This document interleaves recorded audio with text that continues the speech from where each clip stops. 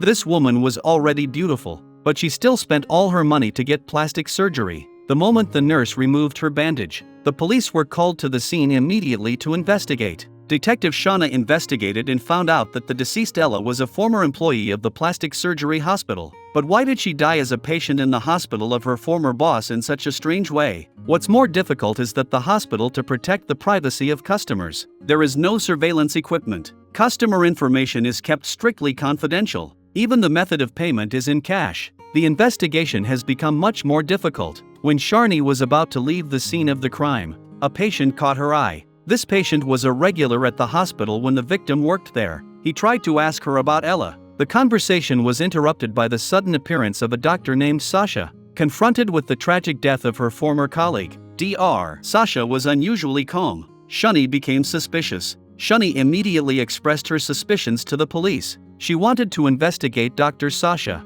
However, the police said they had already ruled her out as a suspect because Sasha was at the museum at the time of the incident. Shani wanted to fight a little more, but the police emphasized the importance of evidence. Shani calmed down and continued to reason. According to Dr. Sasha's movements on that day, Shani realized that although she had purchased a ticket to the museum that day, but the museum is only 4 minutes away from the plastic surgery hospital, she had time to buy the tickets and return to the hospital to commit the crime. The police suddenly announced that they had identified a suspect, Dr. Jack, the surgeon who operated on the deceased.